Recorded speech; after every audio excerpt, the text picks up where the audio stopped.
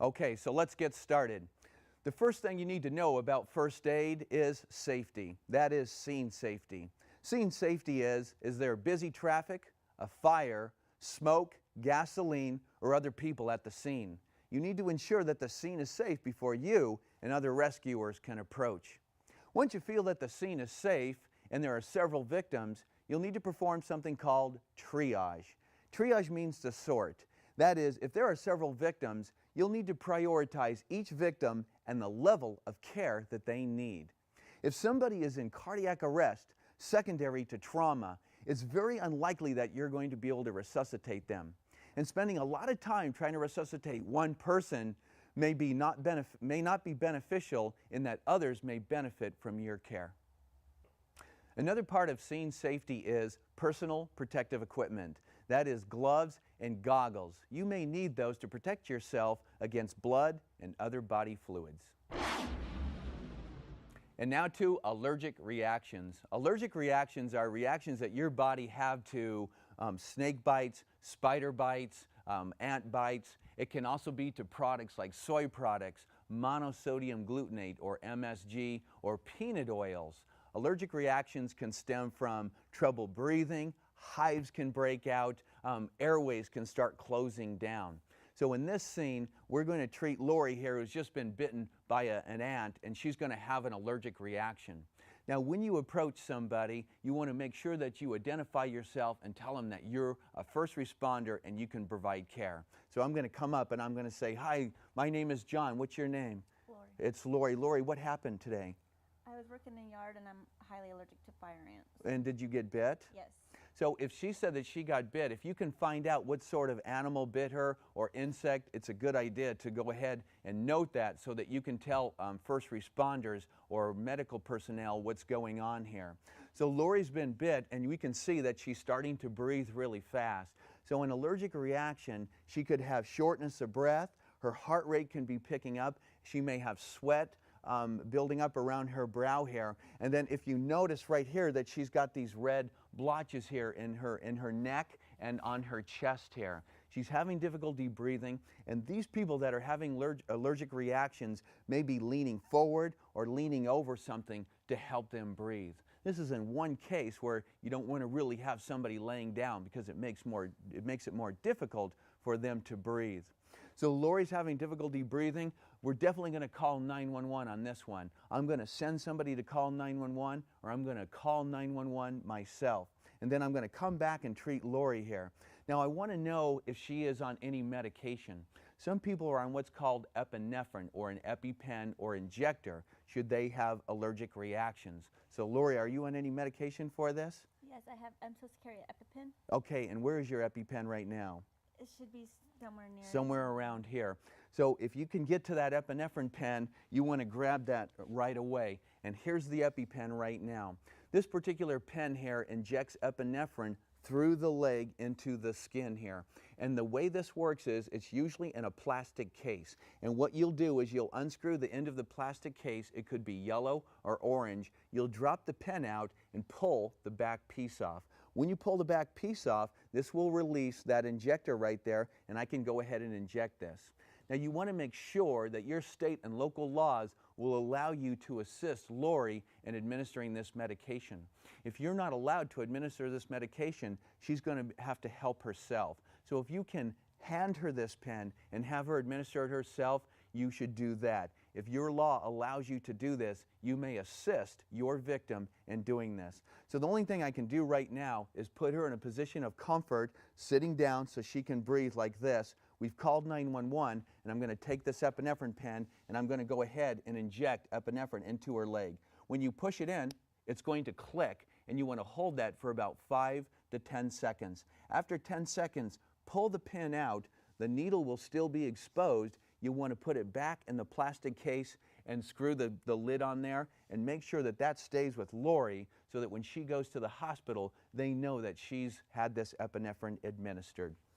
Some people will actually need 2 injections of epinephrine. So some of these pins are what's called double injectors, in that you will be able to inject it once, pull it out, and inject again and give the second dose. It'll indicate that on the pin if that's what it is. All we can do now is help Lori breathe. If we have to loosen clothing around her neck, we can do that. Again, we want to make sure that she's away from danger, make sure she's away from the ants here, and that 911 has been called. As I said, other things that can cause allergic reactions are soy products, peanut oils, some bushes, fire ants, as in this case with Lori, and also bee stings as well. Now, this medication, epinephrine, is a prescription-only drug. It's not something that you can purchase over the counter. So if you know that somebody has an allergic reaction, you want to make sure that they know that they can get this via a doctor's prescription. If you do not have epinephrine and someone like Lori is having an allergic reaction, an alternative to epinephrine may be Benadryl. We use liquid Benadryl because it absorbs in the body faster. Benadryl works because it's an antihistamine, and typically when people are having allergic reactions to plants or soy products or even latex products, they'll build up histamines, and Benadryl will help that as a histamine blocker. But again, make sure that your state and local laws allow you to provide these medications to the victim. Let's talk about accidents. Robert has just fallen off his bicycle here. Now, if he was in the middle of the street, scene safety is paramount here. You need to make sure that the scene is safe before you approach Robert here laying in the street. So you need to be aware of traffic and other people as well. Now, we don't typically move people that have fallen off their bicycles with possible neck injuries, but in a case where this was a busy street, you would want to move Robert out of the street right away. If you have several people that can help you, that's great. If you don't, you have to move this person because the scene has to be safe. So in this case, we look at something called AVPU. When we walk up to somebody, AVPU, the A stands for are they alert? So if I go up and I see this person and I introduce myself and they talk to me, they're alert. V is, do they have response to voice? Maybe they don't acknowledge me, but when I talk, they can move around. That's voice. P is response to pain, and that is they may be unconscious, but when I rub them in the sternum here or I pinch them up here, that they move when I do that. And then U is unresponsive. If they're unresponsive, we need to do a quick assessment and find out what's going on with them. They may have head injuries, they may have leg injuries. Another priority that we need to do in an accident like this is look for bleeding. We can come up and hold Robert's head. We can go down and look what's going on with all the bruises. But if we see bleeding, we're going to address that right away because somebody can bleed to death pretty quick. So you need to address that as soon as you get on scene. So here, I'm going to approach the scene. I'm going to make sure the scene is safe. And the first thing I want to do is, because he may have been hit by a vehicle, he may have fallen off his bicycle, my main concern is that he might have a head injury or a neck injury. So when I first approach Robert here, I'm going to come up and I'm going to tell him who I am. Hey, Robert, my name is John. I'm a paramedic. I can help you. And I'm going to hold on to his head. If somebody's wearing a helmet, there's no reason to remove it. It may be helping hold his brain here in. So we want to leave the helmet on. If there's bleeding and you have to remove the helmet or you have to do CPR on somebody, then you may need to remove it. But right now, I'm going to hold his head inside this helmet. I'm going to ask him if he can hear me. Can you hear me? Can you hear me, Robert? Yeah. Yes. Okay, what happened to you? I fell off my bike and got run over. He fell off his bicycle and he's been hit by a vehicle. And asking those questions, they may be basic questions, but they let me know that he's alert and that he's doing well. He's doing pretty good. I'm going to be looking how he's breathing, see if he's breathing fast, if he's sweating. When somebody goes into shock, they're going to be sweating and they're going to be breathing really fast. And so we need to address that, and I'll address that in just a few moments. So I'm going to look down at Robert and see if there's any bleeding. I don't see anything right now, but again, if there was, I would address that immediately. I have somebody else that can help me, and I'm going to have Stephanie hold Robert's head here. Now, I've sent somebody to call 911. If you're alone and you have to call 911, you'll have to leave him. You'll have to tell him to keep his head steady. You don't want them to move their head back and forth because it might make the injury worse. But now I have another person here, another rescuer, that can help hold Robert's head, and then I can start a head-to-toe assessment. 911 has been called. There is no bleeding, and I'm going to ask Robert if he hurts anywhere. This is called the chief complaint. I'm going to go ahead and move this bicycle out of the way here. Robert, do you hurt anywhere? Yeah. Where do you hurt? On on a big bruise down here. So what I'm going to do is I'm going to go down there and address these bruises on this leg right here. Yes. Okay, so what I'm going to do is look and tell me, you're talking about right here? Yes. So what we want to do is we want to address this leg first because that is his chief complaint. Now when I'm looking at this bruise, it could just be a bruise, which is internal bleeding, or it could actually be a broken leg. The three ways we determine if somebody has a broken leg or a broken arm or hand is mechanism of injury. Now that is, Robert fell off his bicycle and he's been hit by a vehicle, and that could certainly lead to broken bones. Number two is swelling. If Robert has a swelling area right here, and it does look like it's swelling, he could have broke it. And number three is point tenderness, and that is if I touch this. Does that hurt when I touch this? So I'm not going to touch it anymore, but I might immobilize this leg.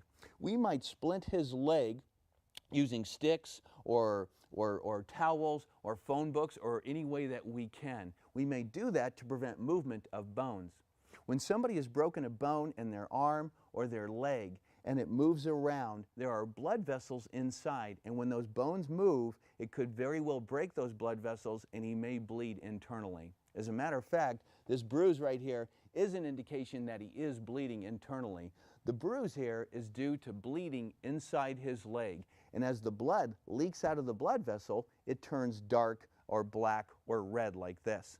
So I'm going to go ahead and address this. We may splint this area here, which we're going to show you later.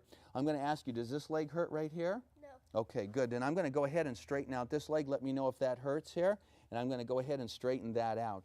Now, I've addressed this. I'm going to make sure that he immobilizes his leg and he doesn't move it. I'm going to address from head to toe, make sure that there's no bleeding. And now I can go back and start at the head and work my way down. Some of the signs we see that somebody has been injured can either be blown pupils or fluid coming out of the nose or ears. This fluid is called cerebral spinal fluid. Now typically what happens is if somebody has a head injury, the brain swells and it will push this fluid out of the nose or ears. Do not stop this type of bleeding because the brain is swelling, and if you close this off, it's going to put undue pressure on the brain. We can also look at Robert's eyes here. We're going to look at his pupils. If those pupils are equal, if they're the same size, that's a good sign. If one has blown or it's bigger, it could be a sign again of head injury. So we want to be aware of that and note that for the emergency medical service when they get there. So I'm going to look around the head for bleeding. I'm going to look in his nose. I'm going to look in his mouth to see that there's any broken teeth. Any broken teeth in there? Do you hurt anywhere in your mouth? No. Nope. I noticed that he has a bruise right here. That's something that's very, very important to indicate here. I'm going to check his shoulders. Now when you check for broken bones or dislocations, you want to look at the top here. Typically what happens with children when they fall off their bicycle, they'll put their hand out like this. And when they put their hand out, the shoulder will come up, the big bone here called the humors, and it will move up high and you'll see a divot in there. So I want to check for dislocated shoulders. I'm going to come down and I'm going to palpate. Palpate means to touch. When I check Robert for broken bones, what I'm doing is I'm wiggling his arm back and forth, and I'm making sure that his bones are nice and sturdy, and I'm making sure that there's no bleeding. And I'm also taking note as to whether he has any pain or not. Now when I get down to this arm here, and I get down to his hand, I can do a couple of quick checks here. I can actually take one of his fingers or his thumb, and I can press on that thumb, and the thumb will turn white, the fingernail, and then I can let that go.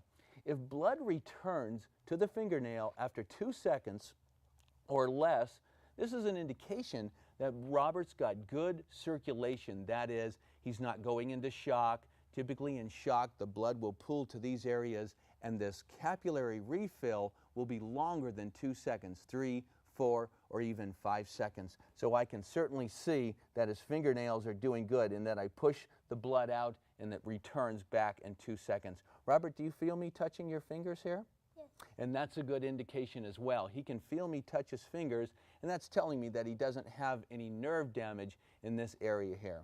So now I'm going to go down through the chest here. I'm going to look at his stomach, make sure that there's no bulging or anything like this. If there's any bulging in the stomach, that could be an indication that his muscle tore in his stomach and one of the large organs is trying to press out. I'm going to do the same thing with the other arm. I'm going to come down, I'm going to palpate that arm here, and I'm going to check capillary refill. on this hand, and then do you feel me squeezing your finger? Perfect, he does that. And now I'm going to do the same thing with the leg. Now I'm going to be very careful about the uninjured leg, or the injured leg I should say, in that I don't want to hurt him any worse, because that will increase anxiety. So again, I'm going to go down, I'm going to make sure that this leg, just let me know if this hurts here. And then what I can do is I can ask Robert on this uninjured leg here if he can push down on my hand. Go ahead and push down. Perfect. And then I want you to pull up. Now by doing this, by having Robert push his foot down and pull it back, this is also letting me know that he has got no nerve damage, in that his spinal cord, his brain, everything is working well, and he's able to move his toes, move his foot back and forth. And of course, do you feel this as well, Robert? Do you feel me squeezing your toe? So he feels that. So our best course of action right here is that Stephanie's going to maintain this spinal immobilization on Robert's head. We're going to immobilize this leg because of a possible broken leg. We can't treat any bleeding because Robert's not bleeding, and all we can do now is comfort Robert and wait for the emergency medical team to get here. So when we're back to Robert here, if we think that he broke his leg, the best course of action is just to keep it immobilized until emergency medical services get there. They've got the professional splints, the inflatable splints, that they can immobilize this leg, immobilize Robert to a board, and transport him to emergency services. But if you have time, or you're camping, and you can't get emergency medical services up to you, you may have to do something. You may have to invent a splint. Certainly it's simple enough to purchase a splint. This is called the SAM splint right here. The concept of this splint here is that it's aluminum with padding around it. And what you can do is you can just fold this over and make it as rigid as you want, and you can run this along the broken bone. Now the idea of splinting is to immobilize the bone so that the bones don't move back and forth and cause any further damage and also pain to your victim. So the concept is that when you splint somebody, you want to immobilize the bone or joint below and the joint above. So if we thought that Robert broke his leg right here, which is the tibia and the fibula, and then this is the femur right here, if we thought he broke a bone here, we want to immobilize his foot all the way up to his hip. And the same thing if he broke this bone right here. So what you would do in this case is you would make this as long as possible. You could put this on the inside and wrap it around his foot. You always want to splint bones and legs and limbs where they lie. So if he had broken his bone, and let's say that it had turned out this way, you don't want to straighten it out. You never want to move that part. You always want to splint it. And if you have to use padding to splint this, then that's what you want to do. So you want to move it as little as possible because there'll be great pain, and also it can cause bleeding. So we can use the SAM splint and put it in this way. Now certainly if you don't have something like this, then you can use something that you can find around the house, whether it be towels or phone books or blankets or even sticks in the backyard that I'm going to show you here in a moment. You could even use the other leg as a splint. If you're going to use the other leg as a splint, you want to pack towels in the center here. You want to put towels here because what's going to happen is if I use this leg to splint this leg, I'm going to move this leg over towards, so you always move the unaffected leg over towards the affected leg. And then the towels will help fill in the gaps here. And then what you want to do is you want to tie these two legs off. Keeping in mind, of course, if you're camping and you need to get out of there and you splint both legs, it's going to be difficult for Robert to walk. So sometimes it's better to use other splinting material. So in this case, I'm going to use a stick that I found out in the backyard. Now, if I see that he's got this injury right here, I always want to place the splinting material on the opposite side, because you don't want to put the splinting material on top, because obviously that's going to cause a lot of pain for Robert. So I'm going to go ahead and put this stick in the center here. And then what I'm going to do is I'm going to take some wrap material here. I'm going to take some gauze or triangular bandages. I'm going to move this here first. And I'm going to go ahead and set these under his leg. Now notice that I'm taking these triangular bandages or these bandages and I'm sliding it under his knee. There's a natural gap underneath his knee so you don't have to lift up his leg. And what I'm going to do is I'm going to scissor these down into different parts of his leg so that I can use to secure the splinting material. So I'm going to go underneath here, and then go up here. And I'm going to make sure and secure this in at least 3 different places. It's very important to make 2 ties right where that break is as well. So I'm going to take note where this is, and I'm going to go up a little bit higher so I don't go on that break. Now I'm going to go ahead and put my splinting material in there. And then what I'm going to do is when I place this down here is I'm going to make the tie. Now you may want to run this around the leg 2 times. You can actually make two passes around the leg. And then when you tie this off, you want to actually make the tie right on the side of the splinting material. And the reason you want to do that is because if I make this tie up here, it's going to put pressure on his leg. So the tie or the knot should be right on the piece of wood or phone book or blanket or material that you're using. So I'm going to go ahead and make these ties here. And then the second one is going to be here. And again, you may want to loop this around 2 times to make sure that it's going to be secure. So I'm going to make that tie here. Are you doing okay, Robert? Yes. Okay, good. You always want to talk to them. Let them know what you're doing. Don't surprise somebody with something that you're going to do, especially when they're this age. They have a lot of anxiety. They want to know what you're going to do, and really they want to know if it's going to hurt. Now that's something I can't really tell them because I don't know if it's going to hurt, but you want to be careful anyway. So I'm going to make a couple of ties here. Now that I've immobilized this leg here, I should take the pressure off of him moving back and forth and maybe make a little bit of less pain for him and actually a little bit safer as well. Now after you make this splint here, you want to make sure that he still has feeling in his toe. When I did the initial assessment, I found that he could feel me squeezing his toes and his fingers as well, and he had good capillary refill. Down here on this foot here, I want to make sure that he can feel his toe still.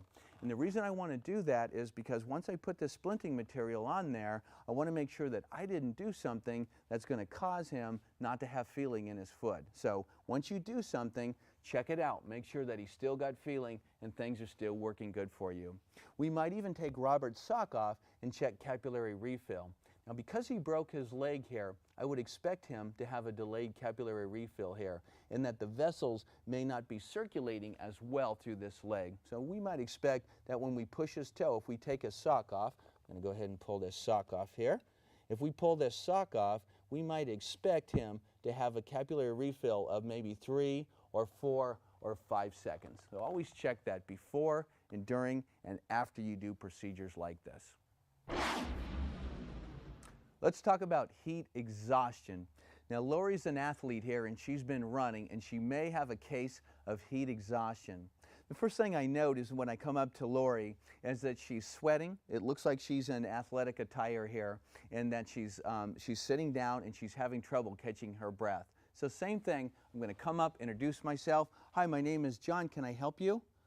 Yes, I think I can't catch my breath. You can't catch your breath. What happened? What were you doing that you can't catch your breath? I was running. Okay, so you were running. And do you have any type of medical problems, any medications that you're on or anything like this? No.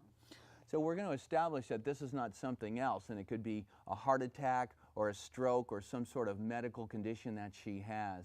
We want to make sure that she is just suffering from what's called heat exhaustion here. So the signs and symptoms of heat exhaustion is high level of activity, of course. She might have what's called an altered level of consciousness. That is, she's having difficulty talking to us. I see that she's sweating profusely. She's hot to the touch. In doing vital signs here, we can do a couple of things. We can check pulses. If we check pulses on the hand here, if you want to see what a heart rate is, you can actually go down the thumb here and check the pulse. Now, on the thumb side of the wrist here, if you put 2 fingers into this area here, you should be able to feel how fast the heart rate is going. A normal heart rate on an adult is around 60 beats per minute. So if you were to check your own pulse and you counted for about 30 seconds and your pulse was 30, you could double that and find that your heart rate is normal. In somebody that's suffering from heat exhaustion, we would expect the heart rate to be somewhere around 100 or 120. So if Lori has given me the okay to treat her, I can go ahead and I can look for obvious skin signs here. I see that she's sweating. She has no medical alert bracelet. Always look for medical alert bracelets that could cue you in as to what other sort of medical condition that she might have. But she said she was running. She's sweating. She looks like she's sweating. She's hot to the touch, and I'm going to check her pulse here. And I note that her pulse is about 50 times 50 beats here. I count 50 in 30 seconds. And if I double that, that's going to be 100. So 100, 120 I would expect if she was in heat exhaustion. Another thing that I note is that she's sweating profusely and that she's breathing really fast. Typically, people breathe about 12 times per minute, adults, and children breathe about 20 times per minute.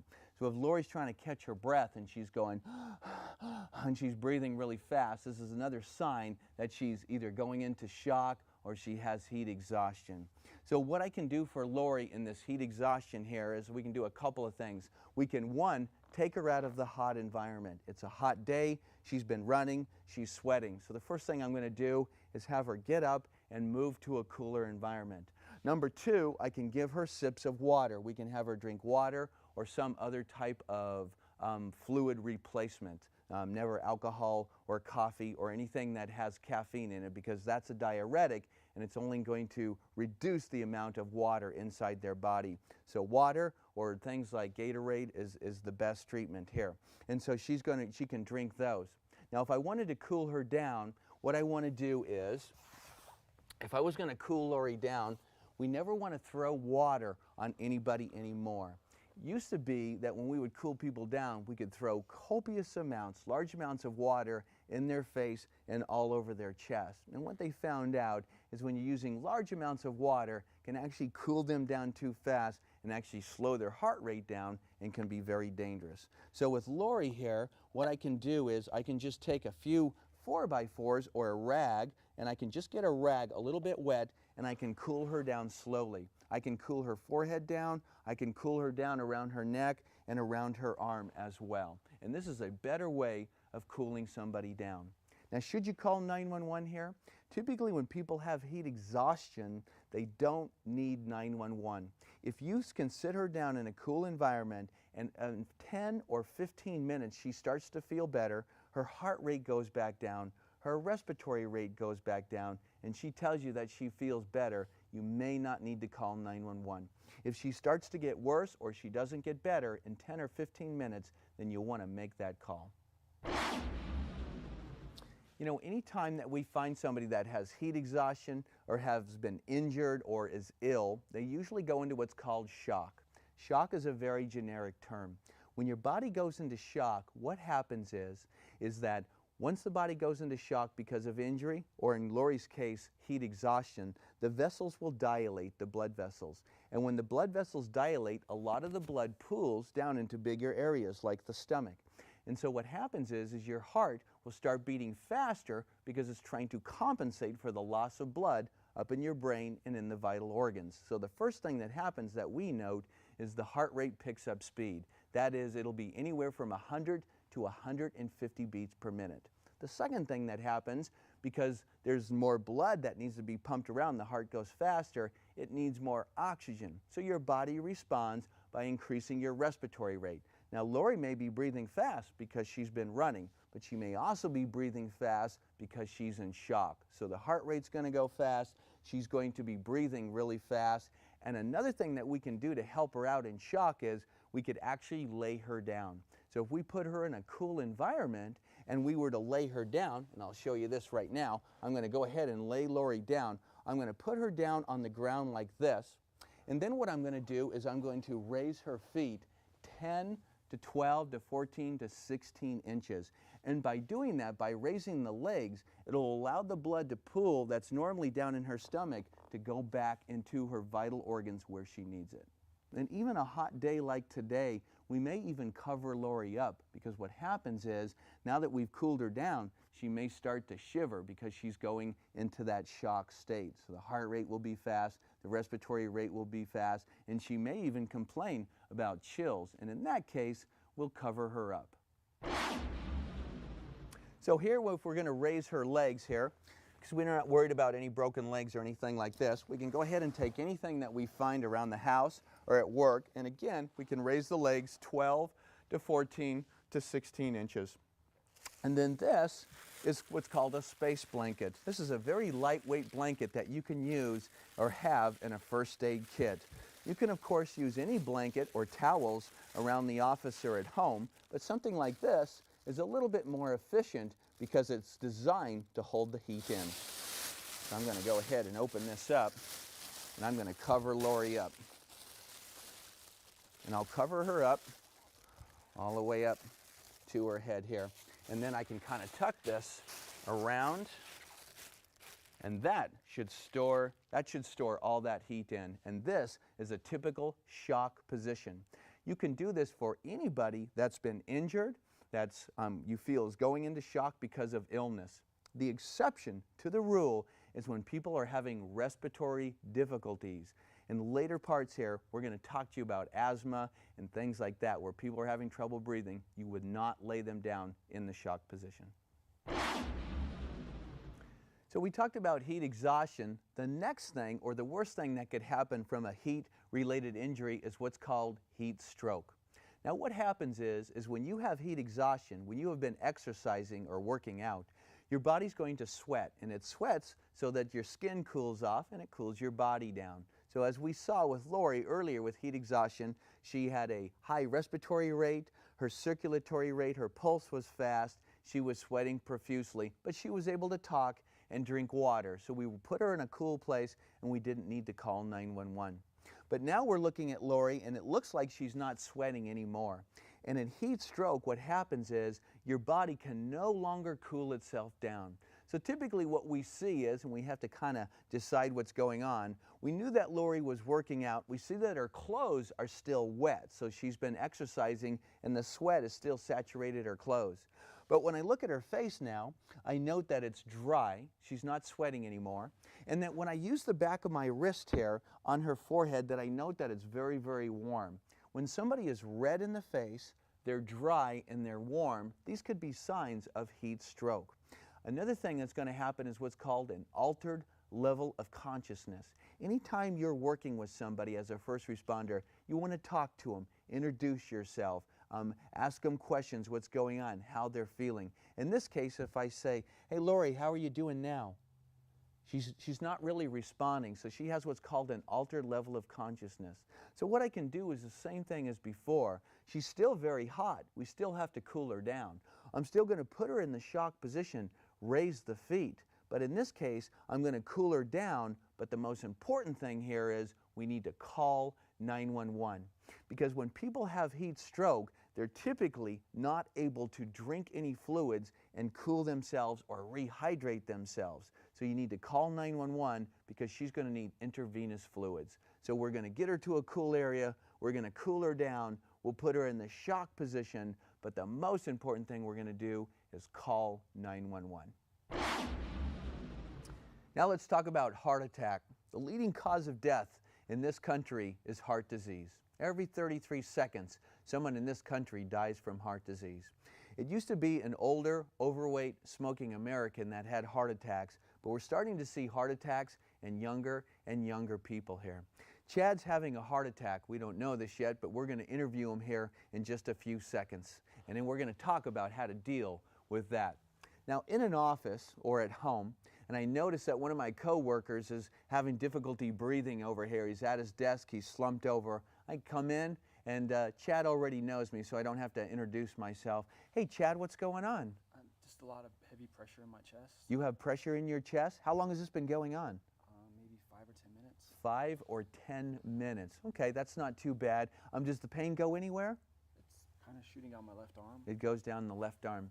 When somebody's having a heart attack, they'll typically note that they have pressure in the chest. The pain may be localized there, or it might radiate down the shoulders, sometimes up through the jaw and the back. And in fact, females that are having heart attacks will usually not have pain necessarily located in the chest, but they'll have it in the low back, the upper back, and out through the jaw. And they'll also be very fatigued as well.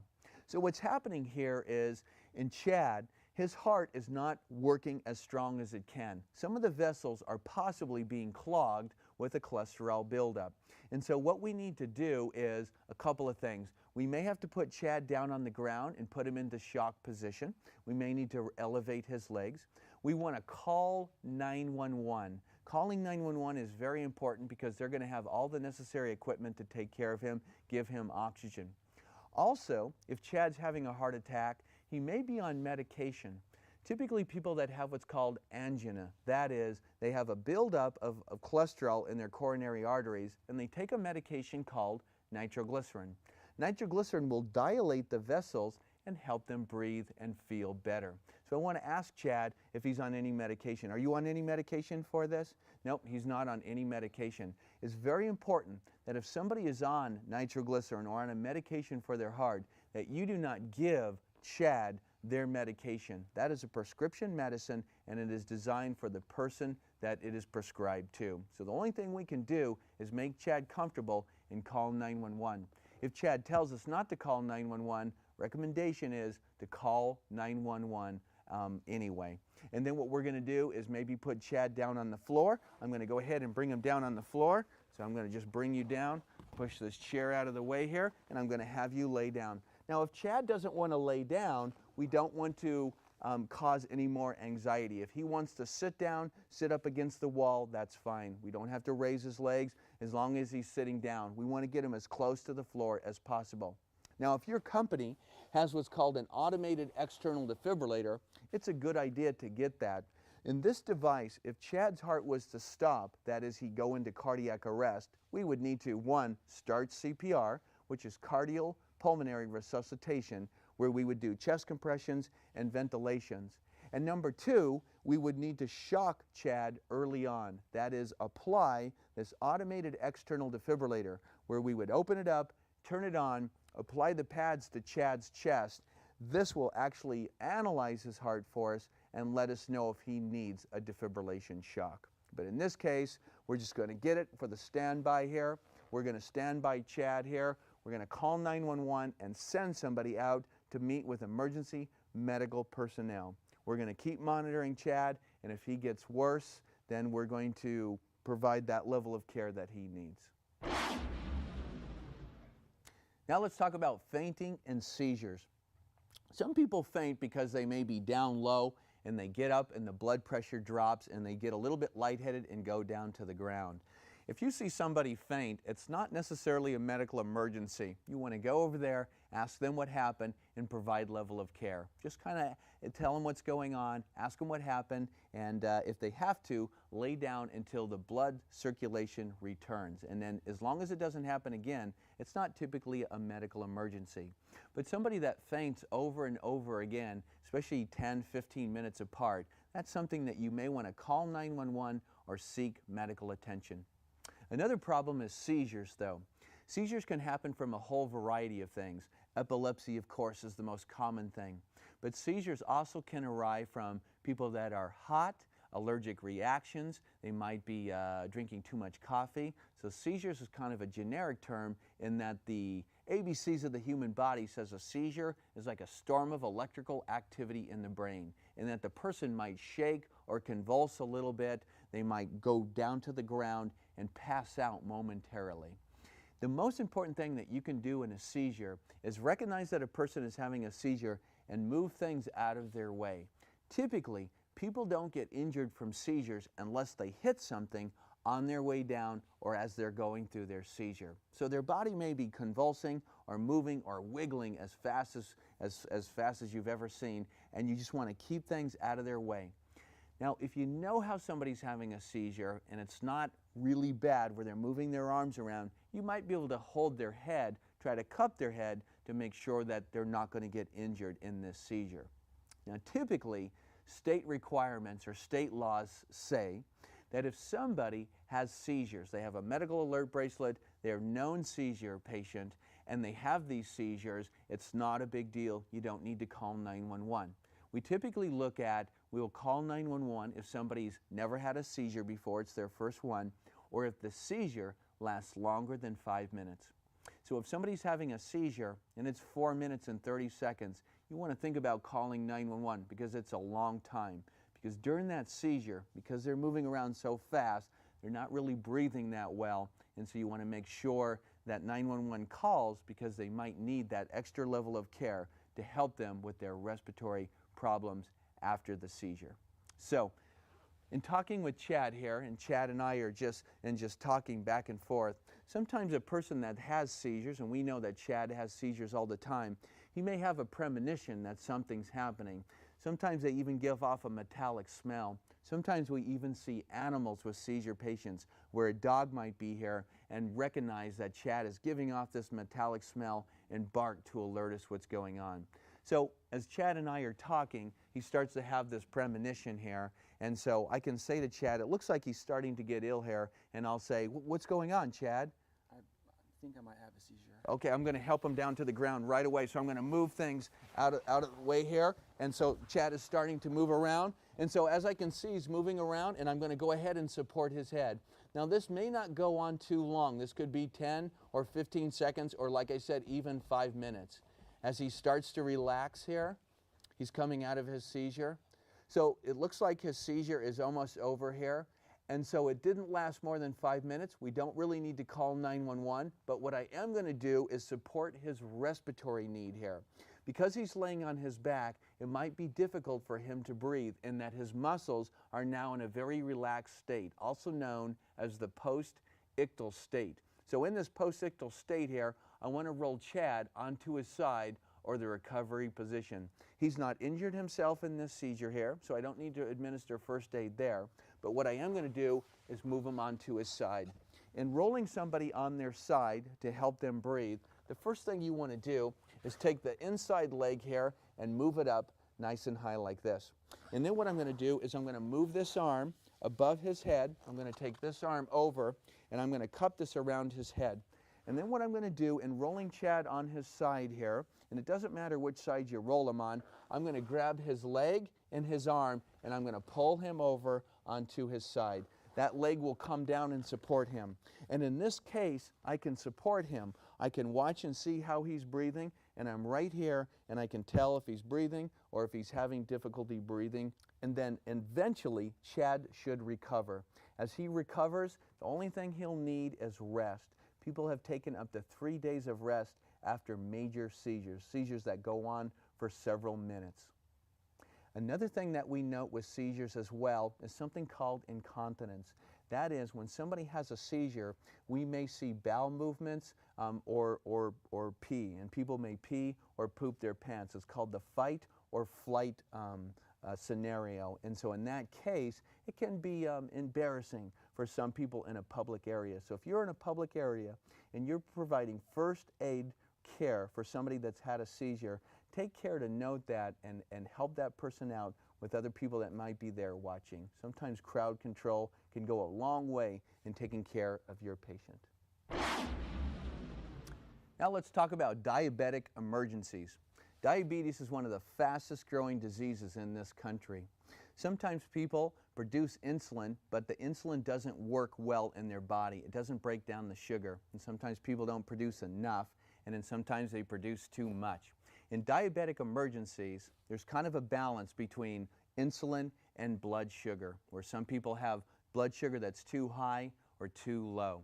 In recognizing diabetic emergencies, we can look for medical alert bracelets, and of course, if you're a diabetic, you want to let people know around you that you have diabetes. Sometimes people will actually have what's called insulin. This is medication that they'll inject. Again, you need to check with your local and state laws if you're going to help somebody administer this medication here. So typically what happens is people that are hypoglycemic or their blood sugar is low, they'll be very lethargic, they'll be weak, they can have a bad attitude. They can actually say things that they ordinarily would not say. They can get kind of mean and nasty, and that can be somebody that has low blood sugar level. And in this case, it's simple enough that we can just give them sugar. Now when you're giving sugar to a diabetic that is hypoglycemic or has low blood sugar, it is important to give just plain sugar. That is orange juice or mixed sugar, or there's even a medication called glucagon that you can get and give to people, or they might have that on their person. Okay? People that are hyperglycemic, that have high blood sugar levels, will typically have a very fruity smelling breath. They'll be very thirsty. They won't be able to quench their thirst. These are typically people that have eaten a large meal, they've come back from lunch, and they've got all these conditions, and they haven't taken their insulin, or their body, again, is not using the insulin that it's produced here.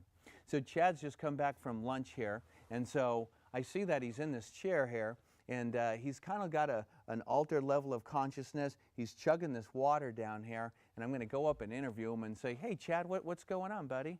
I'm really thirsty and I can't get enough water. You- I just keep drinking water. He keeps drinking a lot of water. Are you a diabetic, Chad? Yeah. I knew it. Okay, so, and are you on any medication? Yes. Okay, he is. And what kind of medication are you on? Insulin? Insulin. All right, so in this case, if Chad is on insulin and if he is not so weak that he can take his own insulin, I'll go ahead and get that medication for him. So I can give him that medication, I can help him to the point where he can administer it himself. Again, you want to make sure that you have the ability to administer it in the know-how should Chad need that medication. If you're ever in doubt, you want to call 911 and they'll be able to help you out with this. So in this case, Chad is drinking a lot of water. Now, even if people are hyperglycemic, that is, the blood sugar is too low, typical local laws and regulations state to still give somebody sugar. Even though the blood sugar is still high, we give sugar because some people can't make the determination between hyperglycemic and hypoglycemic, or high blood sugar and low blood sugar. So the typical first aid treatment for a diabetic, whether they're thirsty, have an altered level of consciousness, or very weak and are saying things that they wouldn't normally say, is that we treat them with sugar. We'll call 911, we'll take orange juice, add a packet of sugar to it, mix it up, a high sugar drink, and then allow them to drink that as long as they can. Make sure that the level of consciousness allows them to drink that. And in that case, you've taken care of them should their blood sugar be low. If it's too high, higher is not going to make the situation worse. Now let's talk about hypothermia. A lot of people feel that when they're in areas where there's a lot of sun and it's very warm, that hypothermia is not likely. But in fact, hypothermia is very common in areas like California or Florida where it's typically warm. And that's because people don't typically will dress up, they won't dress warm when they go out into the environment. And water is also another thing that a lot of people will be swimming in water or diving, and they can become hypothermic very easily. Your typical temperature, your body temperature, is 98.6. It only takes a 3-degree drop in temperature for you to become hypothermic. So Chad here has been hiking out in the mountains here, and we've come across him and we notice that he's shivering. Now the first stage when somebody's starting to go into a hypothermic state here is they're going to be shivering. That is, the muscles are rubbing back and forth together and try to warm you. So that's what we're going to see. Once somebody goes into a true hypothermic state, they will stop shaking, they will stop thinking or concentrating. They'll have what's called an altered level of consciousness, and then they can pass out and die. So this is a true life-threatening emergency. So when we come up to somebody and we ask them, what happened here? What have you been doing? He's very, very cold. So he's been out, he's been hiking in the mountains. It's a pretty cool day here. So the best thing I can do is re-warm Chad here, whether we do it with warm fluids, water bottles, or anything. So the first aid I'm going to do is warm him up. And I'm going to put as many blankets around him as possible. Sometimes you can get what's called hot packs. There's cold packs and hot packs. These are chemical packs that all you have to do is break them and they'll get hot. And we'll show you those in a few moments. But in treating Chad for hypothermia, if he's shaking and I'm able to warm him up, I may not need to call 911. I can put him in the shock position and elevate his feet. But if he's more comfortable sitting up, that's what I'm going to do. I'm going to give him warm fluids. I'm going to warm him up as soon as possible.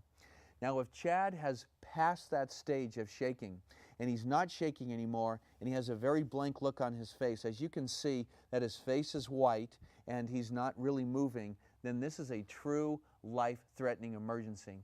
In this case, I'm going to warm him, but I'm also going to put him in the shock position where we're going to lay him down like this. We're going to, again, elevate the feet anywhere from 10 to 16 inches. We're going to cover him up as much as possible, make him as warm as possible, and support his breathing, making sure that he's breathing. The most important thing that we do here is contact 911. Now, in some cases where some people are hypothermic and they've been out in the cold, they can actually get what's called frostbite. in frostbite, what happens is the vessels or the blood inside the body starts to freeze. And when it starts to freeze, circulation diminishes. We typically see this at points like the fingers, the toes, and the nose. And then what happens in exaggerated cases is that the circulation is so poor in the fingers because the blood vessels crystallize that there's no blood getting there, and you'll actually see fingers and toes and noses and ears actually turn black. That's kind of a stage of gangrene. In this case, we may not rewarm this person. If you're out in a very cold environment and you note that somebody has hypothermia, you want to warm them up.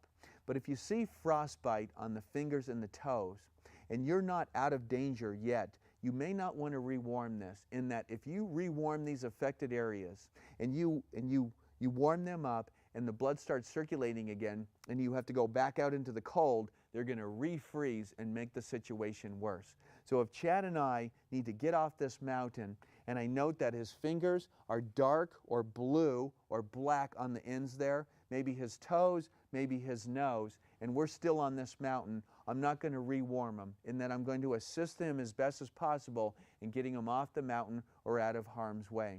If I know that he's going to be in an environment he's going to be able to stay warm, then I'll start the rewarming process. When you're rewarming somebody that has hypothermia or frostbite, again, you want to use towels, you want to use blankets, and you can use hot packs.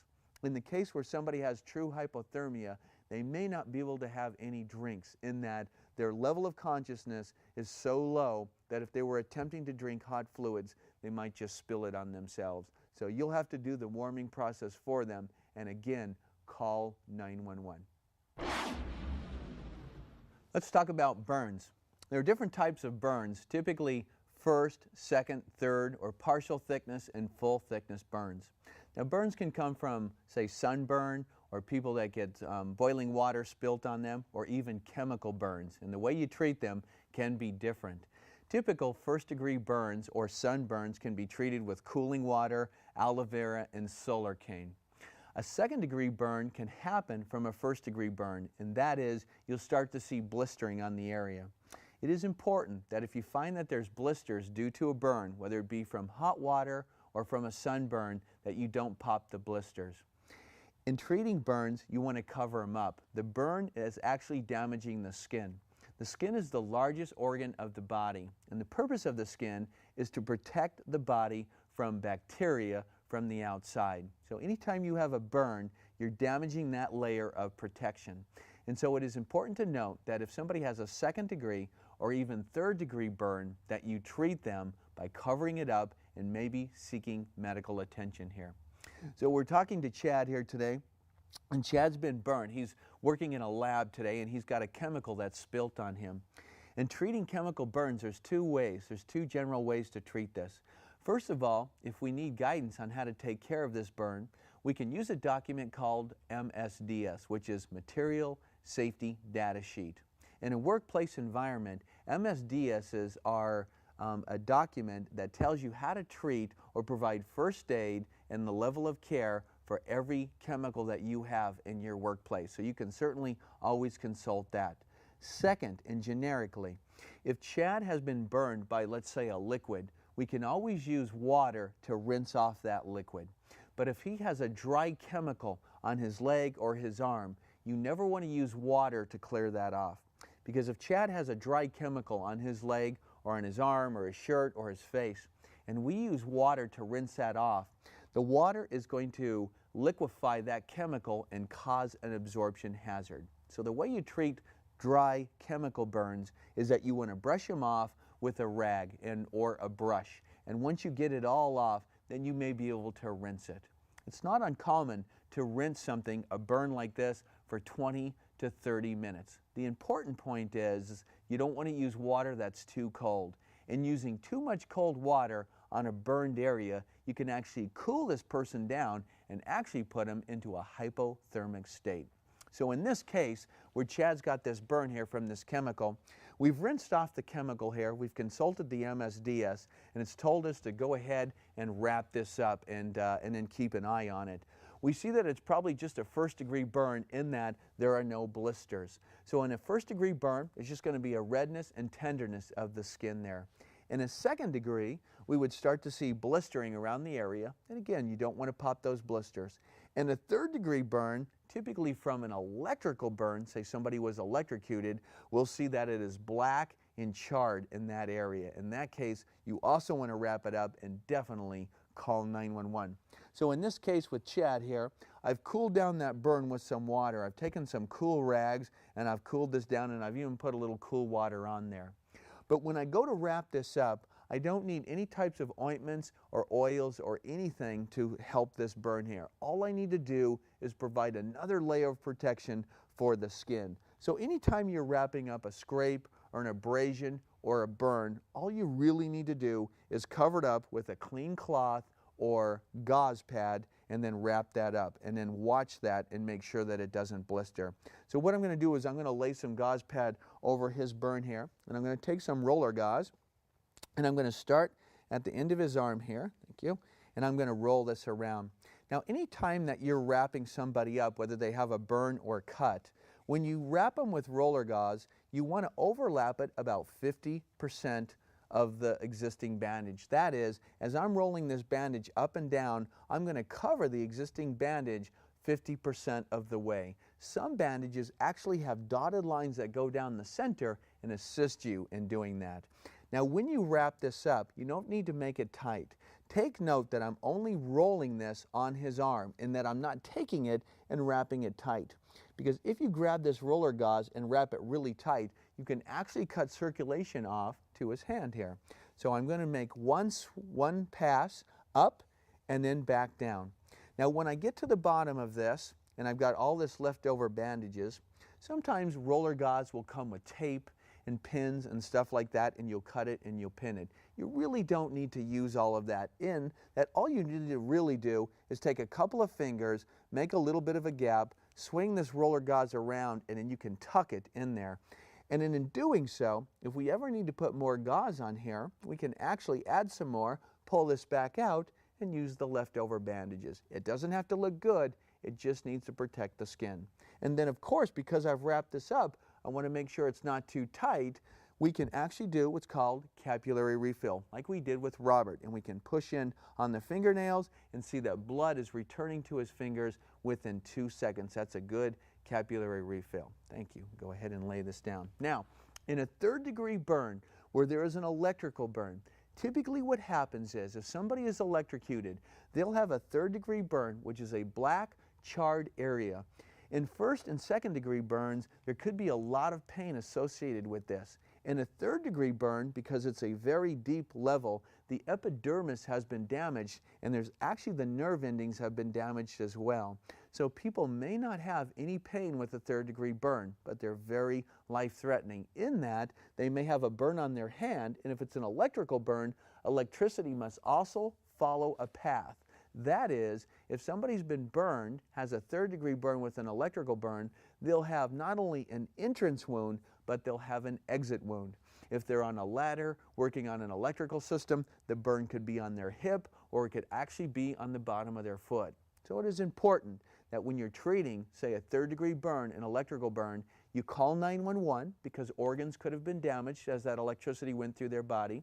You want to make sure and cover up that burn with a dry gauze, and then look for an exit wound. And very important, support the person for other possible organ damage. That is, their heart could have stopped or other problems could have happened internally.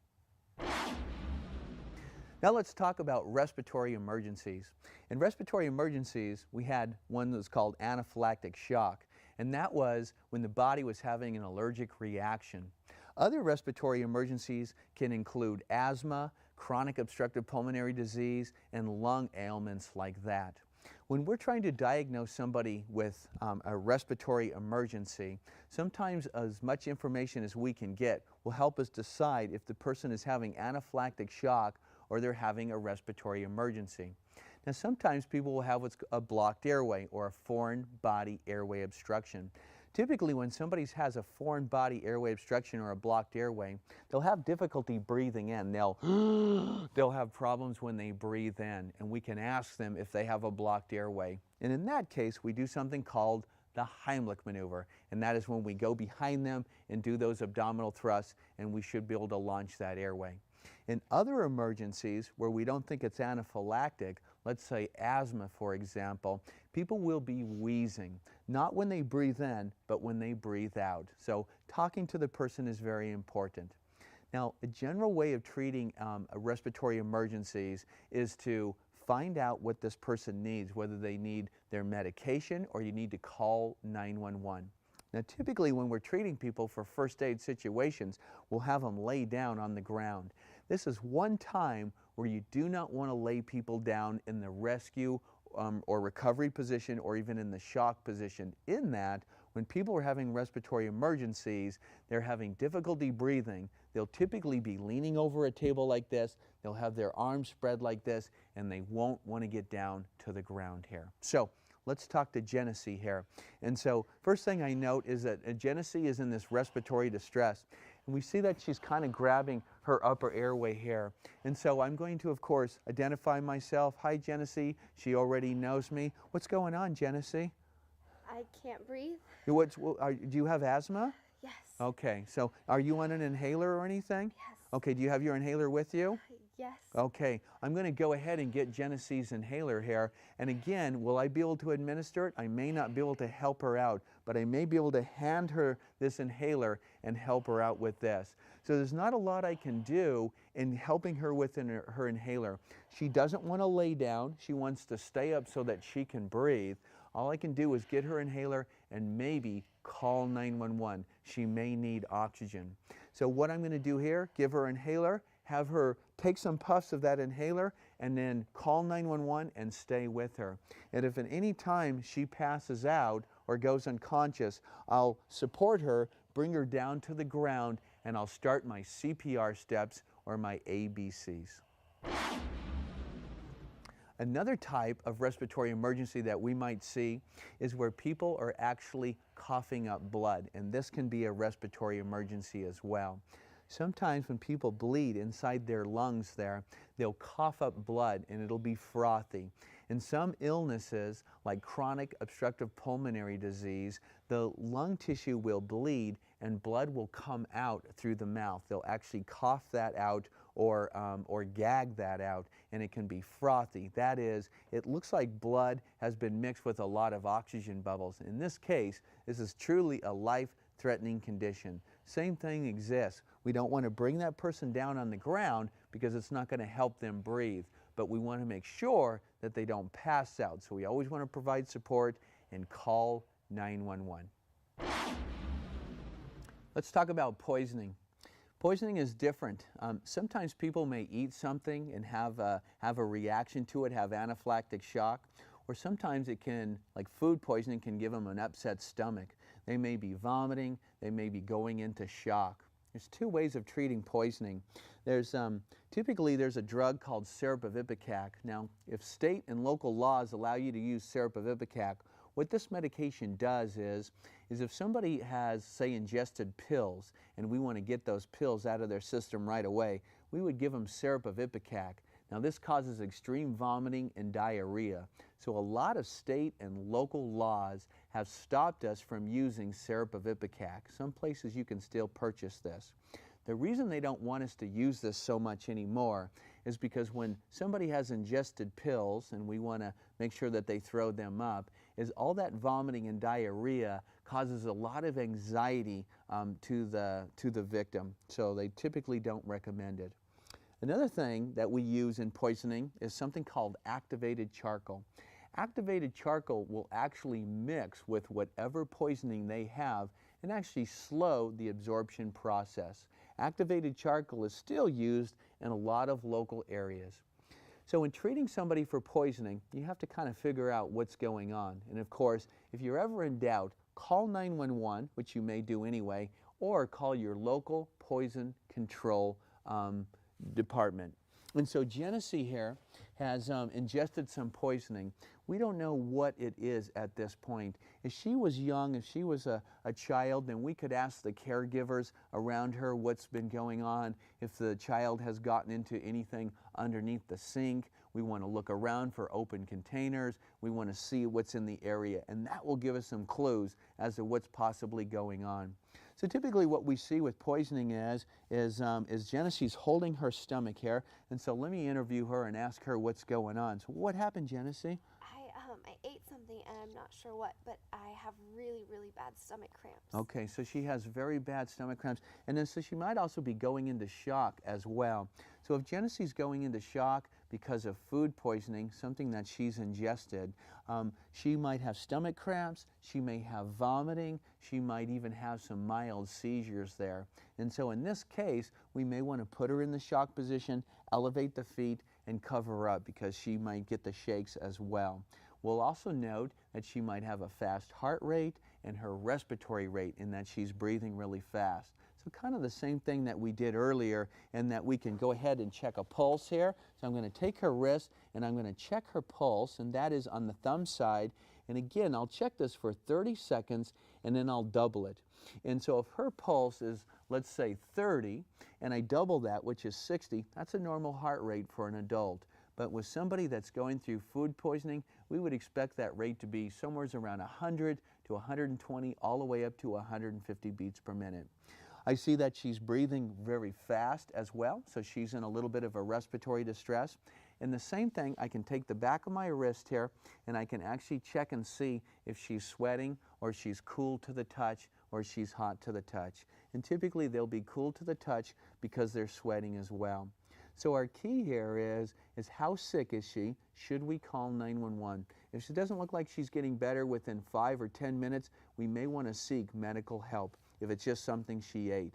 If I know for a fact that she's overdosed on some sort of medication or some sort of product that is very strong, then I might seek medical attention right away. Now, the other two clues that we can use if we suspect that she's ingested poisoning is we can detect the odor. In that if somebody has, say, ingested some gasoline or something that gives off that type of petroleum smell, you'll be able to smell it on their breath. So say I was working with a child that maybe drank something that was out in the garage, I might be able to detect that odor on their breath. Another thing that we see is things that are caustic or acidic, things that are corrosive. They're going to cause burns. So in looking at Genesee and providing first aid, I can look at her lips and look at her tongue. In that in cases where people have taken things that are going to burn, they might have white burns around the lips there. They'll be kind of crusty. The tongue will be swollen and it'll look like it's burnt as well.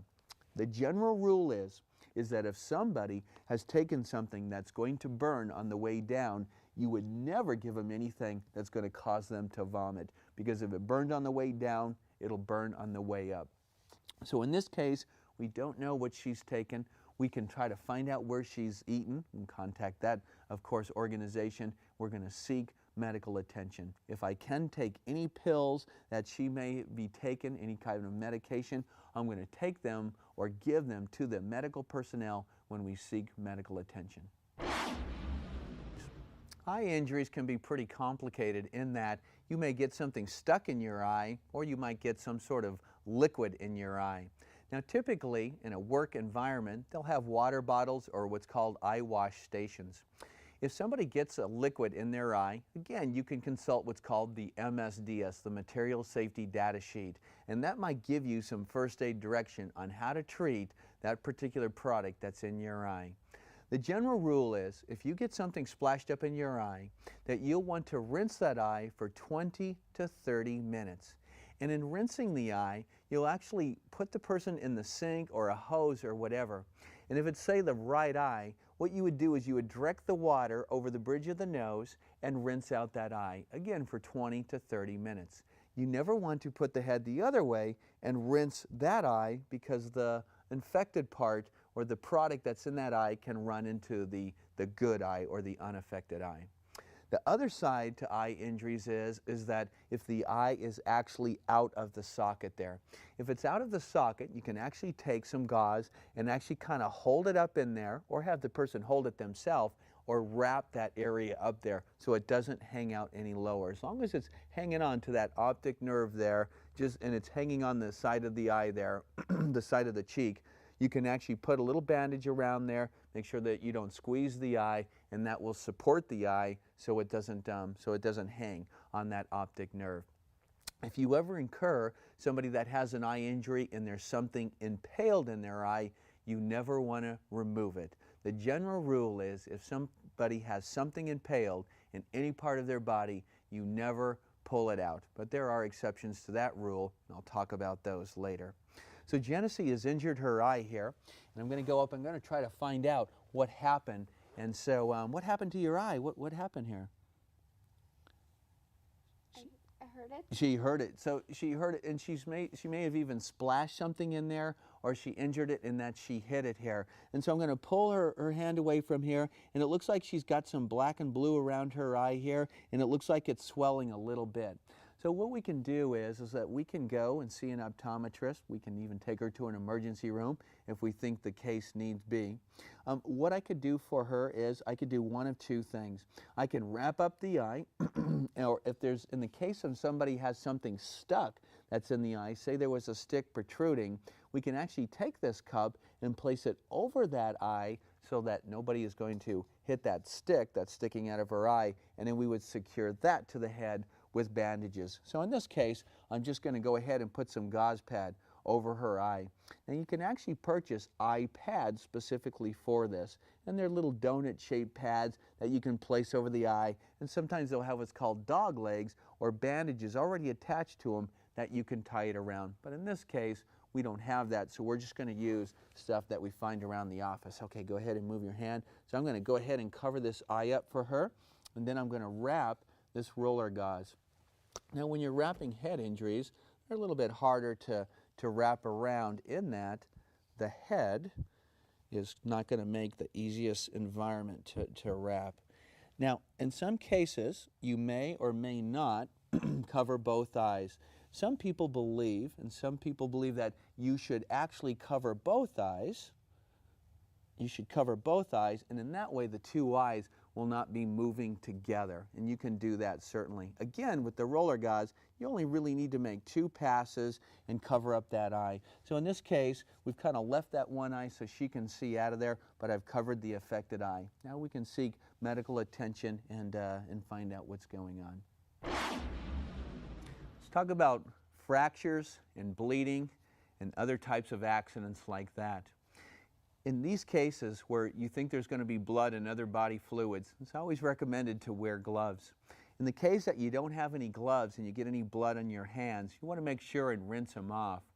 We're very concerned that when we get blood on our hands and we have cuts, and that we might introduce toxins and poisons to our body and bacteria from somebody else's blood. So if in any case you can use gloves and barrier devices between you and the victim, or goggles, it's always recommended to do that. Make sure that you follow the protocols that you have in your local first aid guidelines. So Genesee has fallen. It looks like she's fallen down, and I'm going to come up and again introduce myself. She knows who I am, and so I kind of want to find out what happened and give me an idea of what her chief complaint is. What happened, Genesee? I fell off this ladder and my arm really hurts. Okay, so I see that she's bleeding right there. Now, in providing first aid, whether she's got any breaks or she's in shock or bruises or anything like this, my first concern has got to be towards this bleeding area right here.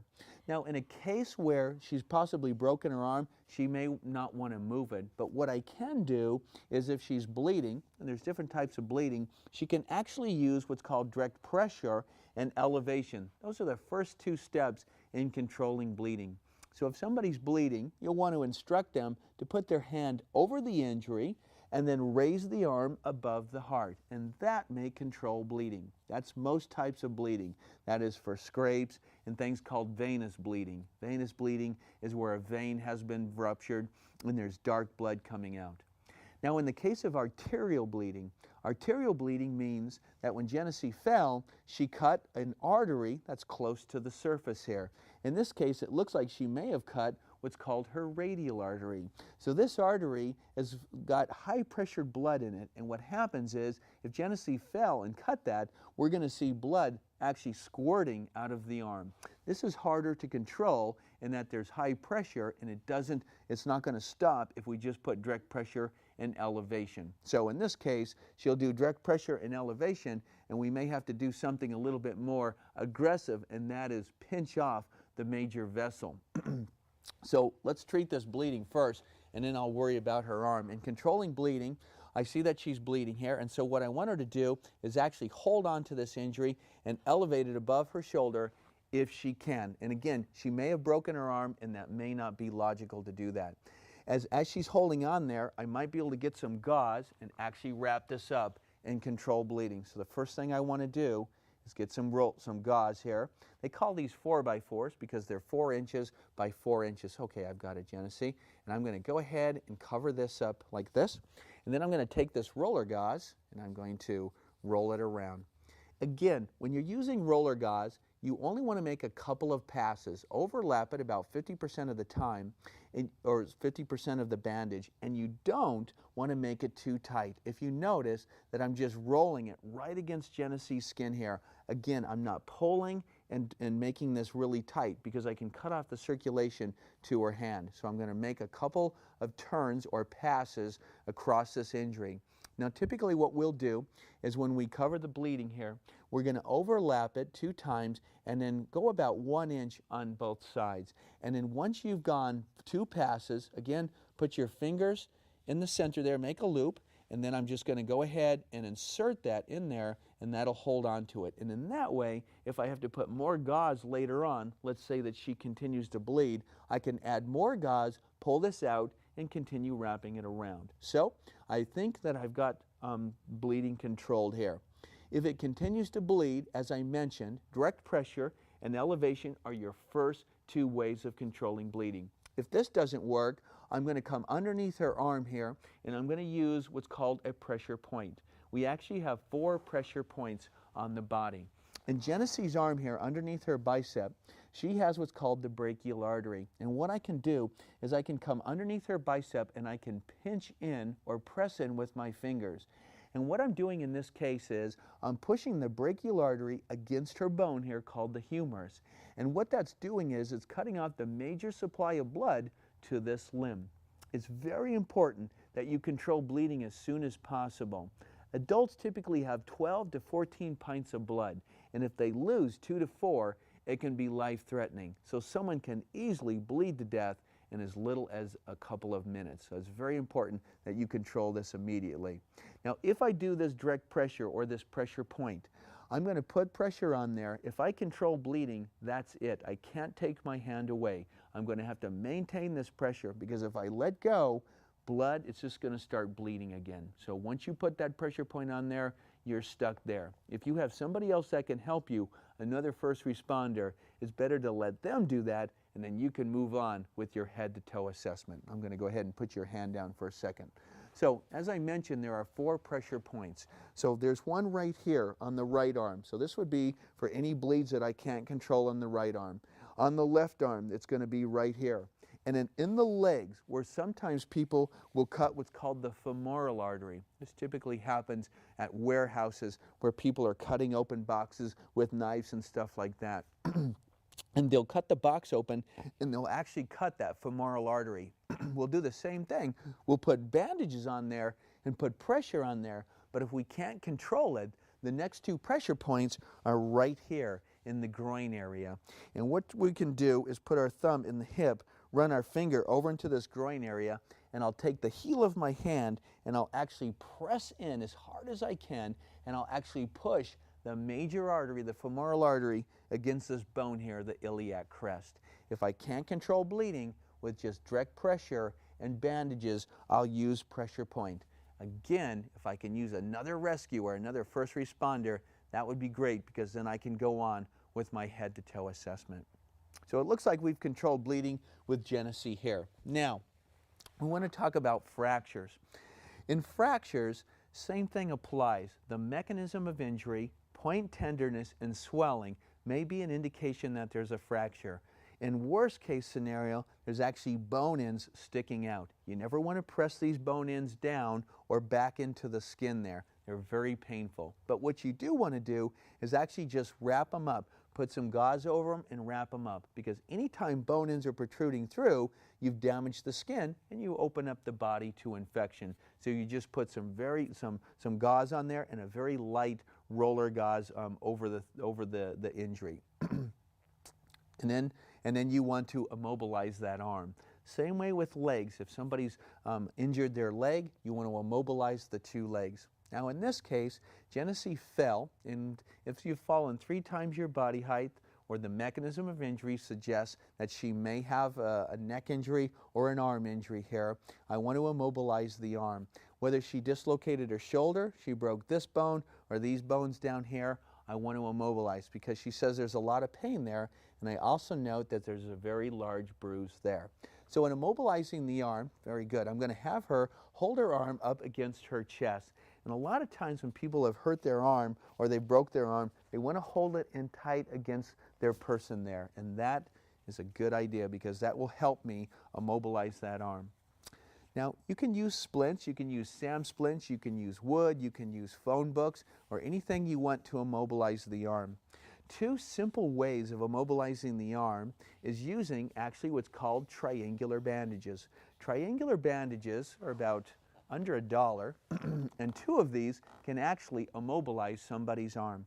When you open up a triangular bandage, it's going to have 2 long ends and 1 small end. And as we say in our business, the elbow is going to be in the side pocket. So when I want to immobilize Genesee's arm, what I'm going to do is I'm going to take this triangular bandage, the 2 big ends, I'm going to drape this underneath her arm there. The elbow's going to be in the side pocket. One end is going to be over here, and then the other end we're going to take and put it over on the other side here. And then I'm going to take the triangular bandage, and I'm going to tie it. Now I'm actually going to move her hair and get that out of the way so I don't tie that inside this triangular bandage. So I'm going to pull this out of the way. Now note that her arm is up kind of high right now for me attaching this triangular bandage. And I want to keep it up high, and I'll show you why in just a minute. And then what I'm going to do is I'm going to make the knot on the side of her neck here. If I tie the knot in the back, there's a bone in the back here, and if the knot is sitting on the back, it may be quite uncomfortable for her. So I want to make the tie right there. Now you can also tie this up as well, in that you can tie this in a knot, and that will make a little bit of a cup for the elbow. Once you tie this in a knot and this up, go ahead and let your arm go. You can see that her arm's going to come all the way down at about a 90-degree angle, and this is perfect. That's how you want that arm. And you always want the arm to be exposed here, the hand to be exposed. Once I've mobilized her arm for this possible break or fracture or dislocation, I can still see the injury in case it starts bleeding, and then I can pull this out really quick and start wrapping some more. And I can also do that capillary refill and check her hand for feeling. Now what I can do here to further immobilize her arm is I can take another triangular bandage and I can wrap this around her. I'm just going to go underneath your arm here. And then what I'm going to do is I'm going to wrap this around right along her arm. You can see her arm is here. I'm going to wrap this right along her arm, and then I'm going to tie this in the back. And by tying this in the back, you'll see that we've completely immobilized her arm.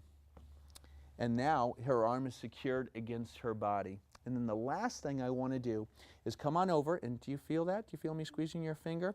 I want to make sure that she still has feeling in her hand, and I want to do that capillary refill. And that is, I'm pushing on her fingernail, and I'm seeing that I'm pushing the blood out and that it comes back. It'll turn white, and it should turn red again in about 2 seconds. So, we found Genesee. She was laying on the ground, or she fell off this ladder. We controlled bleeding. That was our priority. We've sent somebody to call 911. It's also very important. We've immobilized her arm because we thought it broke.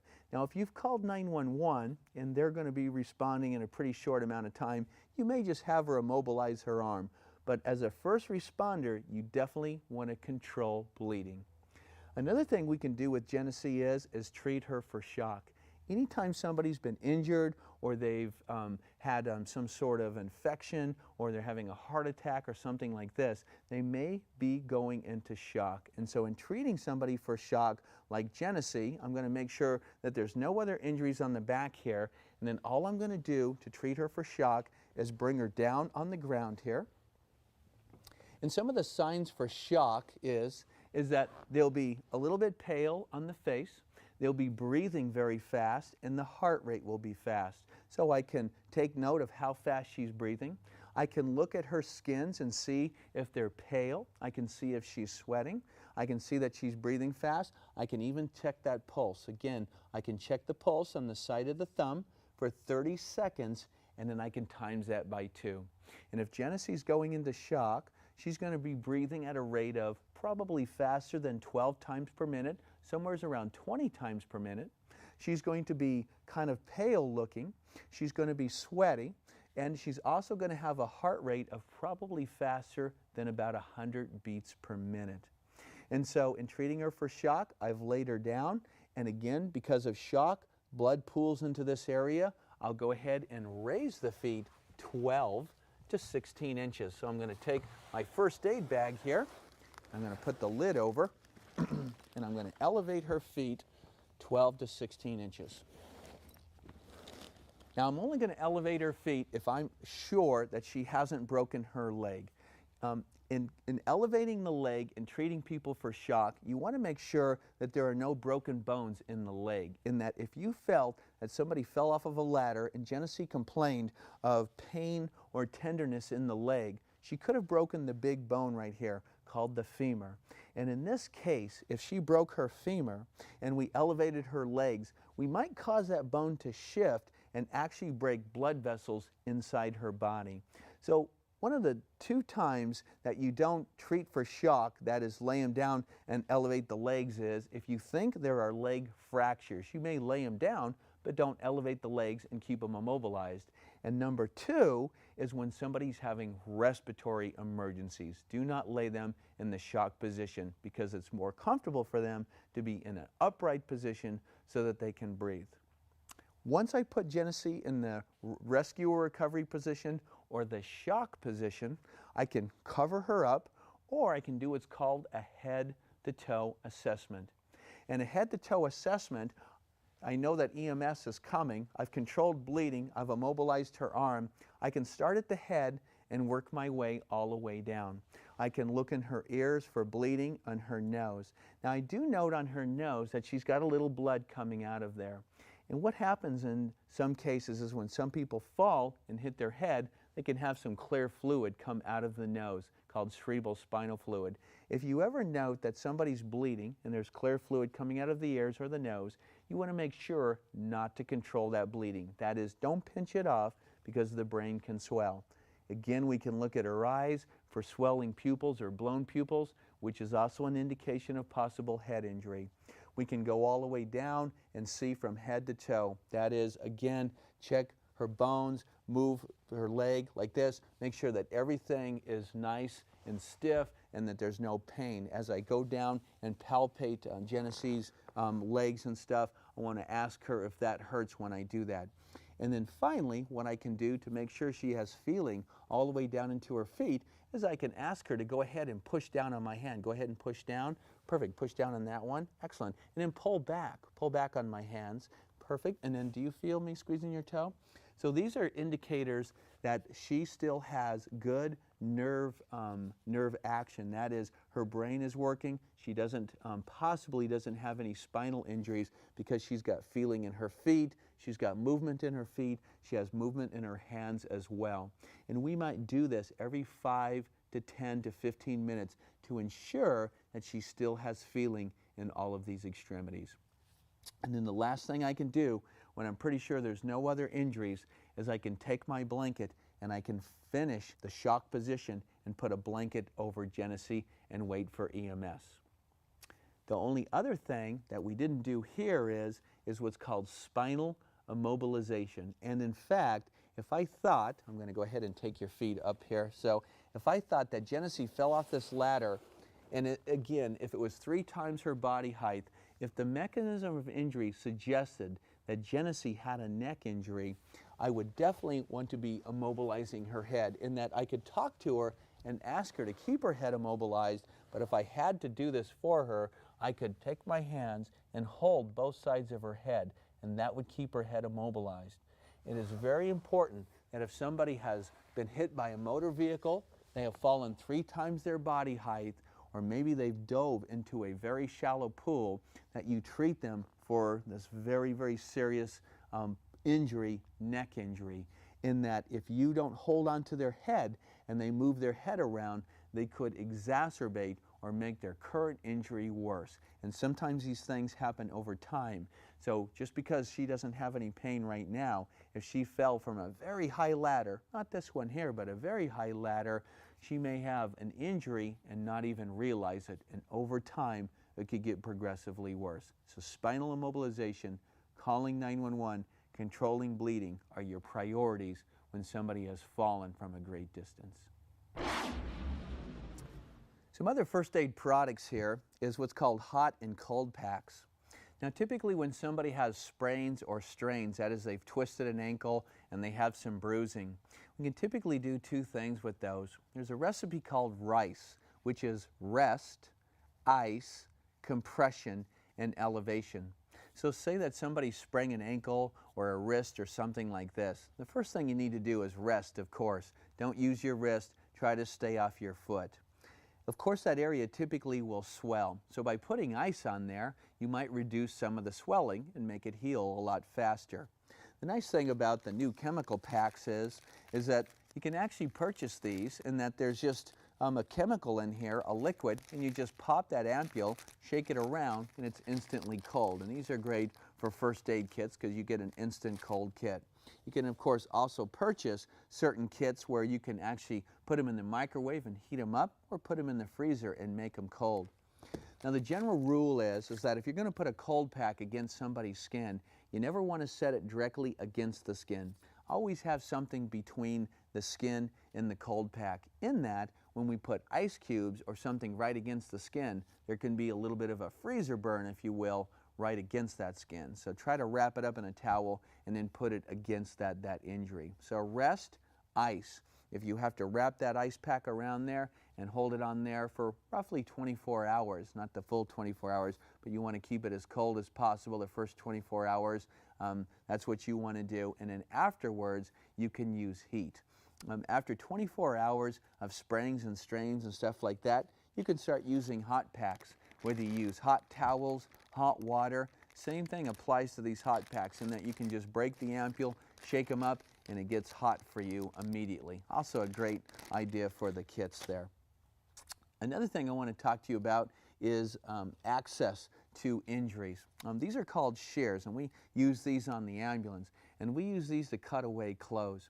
Anytime you're providing first aid, if you need to gain access to an area that's bleeding, you want to remove that area as much as possible. In the cases of burns or where somebody has open injury, if there's anything in that wound or in that burn, if it's very loose and you can pull it out, you can do that. But we typically do not remove or pull pieces of cloth or fabric or sticks or debris out of injuries. So you kind of want to stay away from that. You can always rinse off injuries, but if they're very deep, like deep lacerations or cuts or anything like that, you don't want to rinse them off with water. Same thing applies. You just want to take some roller gauze and wrap that around there. You can put 4x4s on there, anything that's clean, and wrap it around. You want to prevent infection. Now, if something falls off of somebody, if somebody loses a finger, an ear, a piece of skin, or something like that, you always want to collect those parts. In the case of a missing finger or a toe or a hand, you want to, again, address the victim. Make sure that you wrap that area up. If they lost a finger, you want to make sure and wrap it up and prevent infection. You want to get the finger, the toe, the hand, whatever's there. And you want to wrap that on ice. A broken tooth, if a tooth has come out, again, you want to put that in cold water. You can put it in milk. You want to keep the missing part in something cold, whether it be an ice chest or in ice cubes or in cold water, like a tooth in cold water. A finger can be wrapped up with some ice, but again, don't put the finger directly on ice. Sometimes people have 2 or 3 hours before that limb can no longer be reattached. So time is critical in that you need to collect those limbs and gather them up and transport them with that person as soon as possible, whether you're calling 911 or not. And then, finally, after you've done using your gloves there, you want to remove these gloves. So this is my barrier device between bleeding and other body fluids. Once you're done with your gloves there, it's considered infectious waste. When you remove your gloves, you want to grab it by the collar or the sleeve here, and you want to pull your glove, inverting it or turning it inside out. As you pull that glove off, you wrap it up inside the hand there, take your fingers on the inside of the second glove, and you want to pull this off like this. That way, everything is inside that glove.